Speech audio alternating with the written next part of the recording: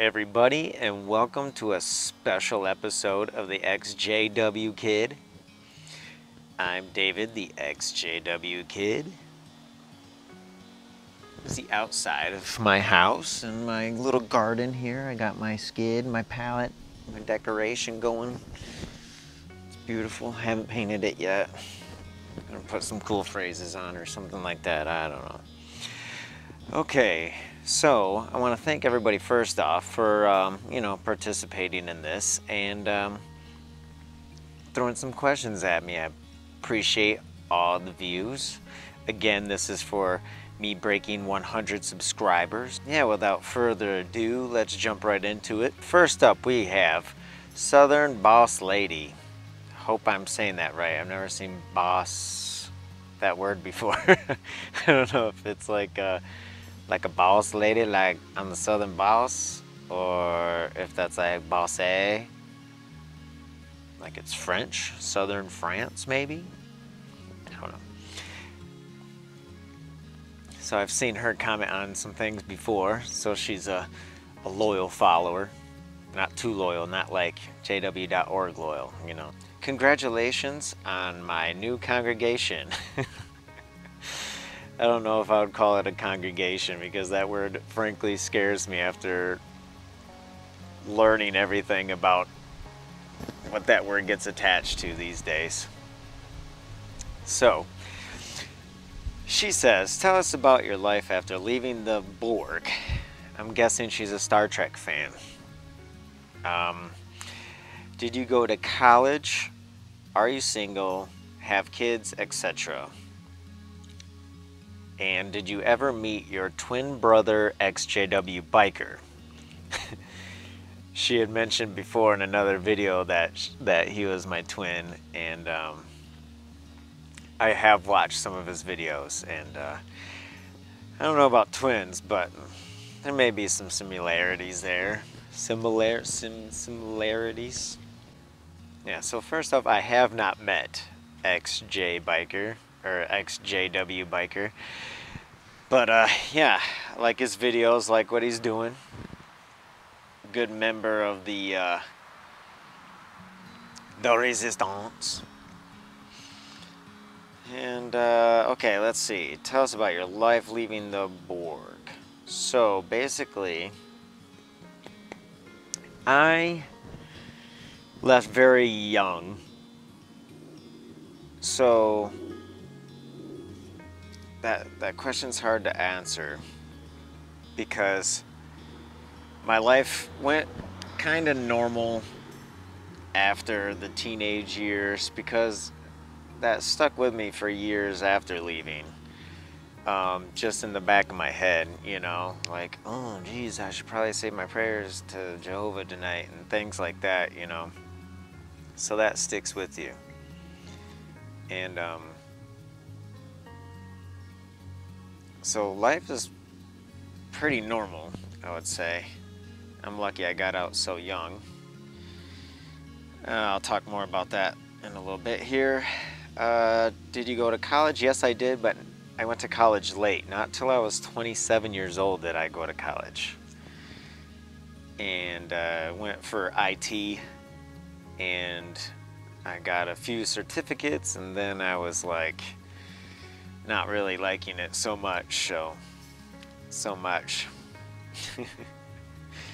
Are you single?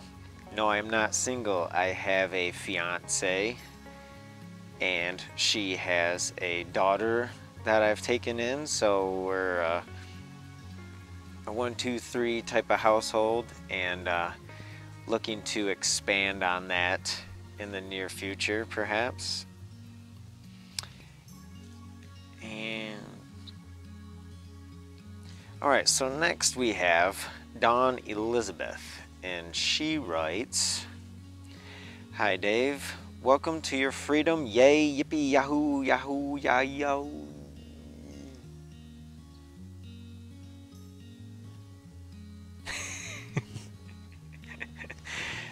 She's funny. She asks, what got you out? So I'll start right there. So what got me out was my parents, mostly my dad, because my mom has always been, she's a sweetheart, but she's always been kind of the type to take the lead of whoever she's with. So my dad kind of ran the show as far as that goes. And you know, attending the Kingdom Hall, pretty much understand that that's the man's role anyways, right? So a woman's got to stay in her place. Just kidding. It's not really like that no more. Well, I mean, it is there, but I mean, you know, I don't boss my lady around too much.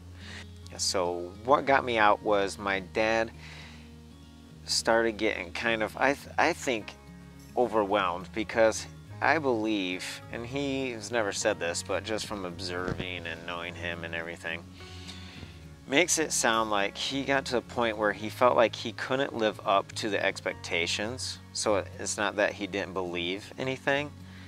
He couldn't live up to the expectations.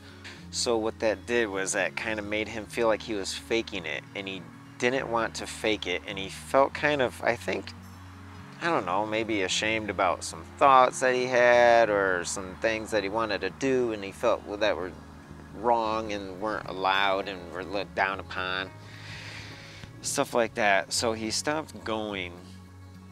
You know, he just kind of made up his mind. We kind of faded. It was a fading process more than just like a we're done, you know. It was a fade. And then we had elders stopping by the house, you know, coming to talk to us, and they were always coming by trying to bring us back in. And yeah, my aunt, I can remember, man, I had a weird thing with her, man. She thought that we were going to not be saved in Armageddon, and just the preaching of the end of the world to a little kid looking back seems so insane, so ridiculous. But okay, I'm also curious of their psychology in a cult. What is it like for you? What was it like for you when you were in, and how did you heal? Take care and thanks, is what Dawn Elizabeth writes. And I will say, the psychology, again, I was a kid. So I went to about fifth grade or so. So I can't really say a lot about the psychology as far as how an adult would look at it. And this is why I call myself the ex-JW kid, because I was born into it. So I have a very keen observation from the childhood aspect of the organization. So what I can say about that is the psychology stuck with me forever, and it was mostly fear of doing things that are wrong. And I did another video about feeling guilty, you know, cussing or whatever it was. And so that was the main psychology thing, is they would make you feel guilty and just scared to do anything wrong. I was terrified as a kid to do anything wrong. I mean, it's a lot of times, I will say, it kept me out of trouble, and it kept me from going the wrong direction. But sometimes just too much. Like, you know, I'm surprised anybody talked to me, because I was so there, oh, are you sure we should go take that third basketball from the right? I think Jehovah probably wouldn't like it unless we got permission from the lady over there to make sure that that was a spare basketball, you know? Shit like that. Like, who thinks like that? Like, Jesus, man, go take the basketball. Play with it, put it back when you're done. Why are you worrying? So how did you heal? Here is the interesting thing about me healing. I didn't have to heal in a normal sense, because I was relieved to, you know, to not have to go when I was a kid. I was like, oh my God, we don't have to go no more, like, sweet. And just because the older I got, the more weird it felt, and the more of a drag that it felt. Like, I mean, and I won't say that, you know, about church in general or anything like that, but I mean, I'm sure everybody has boring times, but it literally got to, like, I don't know, it's just about torture in there. Everybody talks so, like, kind of fake like, and um, just the atmosphere. There's no like life in there. There's no like lots of joy. It was like going there. It was like going to a library, hanging out in a library. It's exactly what it was like. Go in and be quiet. I mean, it's like school was more lighthearted than that, and this is a place where you're supposed to go for spiritual food and to find God and Jesus, and it didn't feel that way.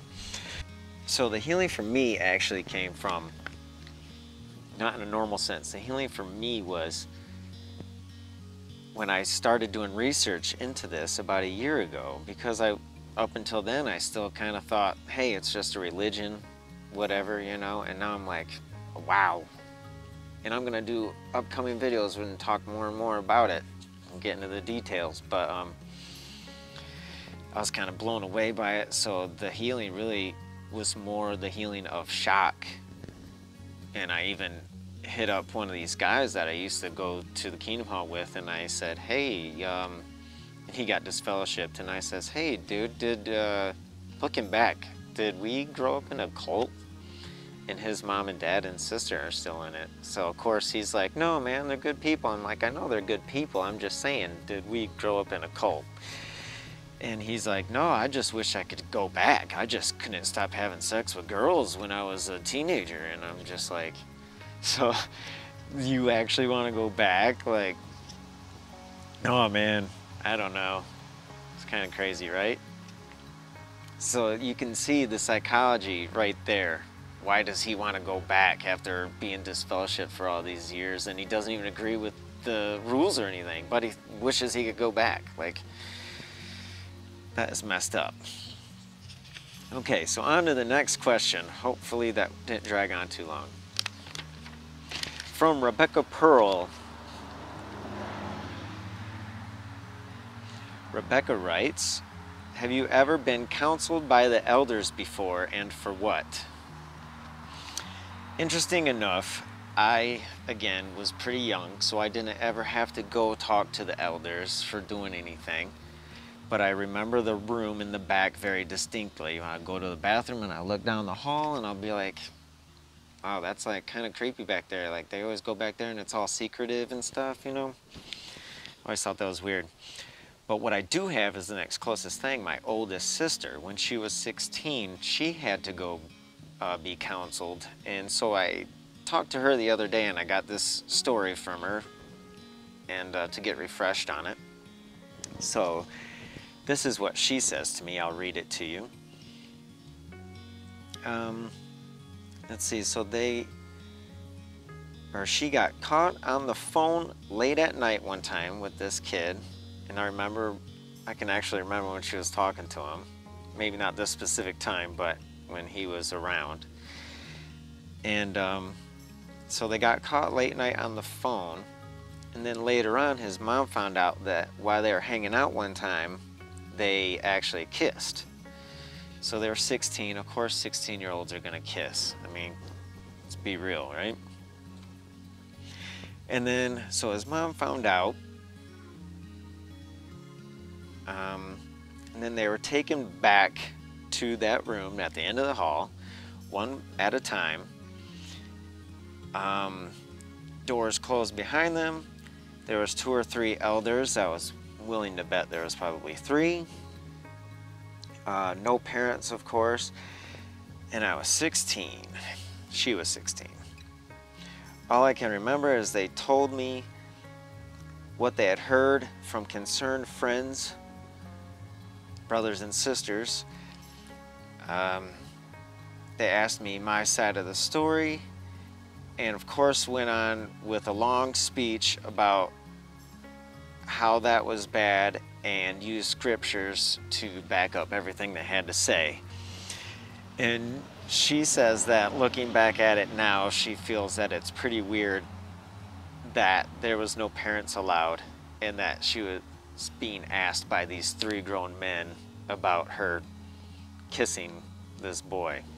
And they wanted the details, of course, and all that weird shit. So that's the closest thing I got. And Okay, what was the funniest or strangest thing you ever experienced in the organization? Well, I thought about this one. This one was hard to come up with anything. I will tell you the strangest thing that I remember um, is in 3rd grade. So we were learning all the patriotic songs, and I think it was My Land. So I went to the bathroom during a meeting and I started singing this song really loud because it was just in my head and I was feeling it. I was feeling patriotic, you know. I was talking about, and all the pilgrims died, cried, whatever it was. And so I was singing this song, and this brother comes in, and he is, I don't know, I didn't recognize him. I didn't really pay attention to the grown-ups that much, but I didn't know who he was. I just knew my parents' friends, and he wasn't one of them. And he comes up to me in the bathroom, like storms in the bathroom, and like grabs my arm by the elbow and starts shaking it and freaking like screaming at me and shit. And I have no idea who he was, so it scared the crap out of me. And I took off out of the bathroom. And then you know how how quiet the Kingdom Halls are, and you know, you felt like you were like walking on eggshells getting back to your seat, you know.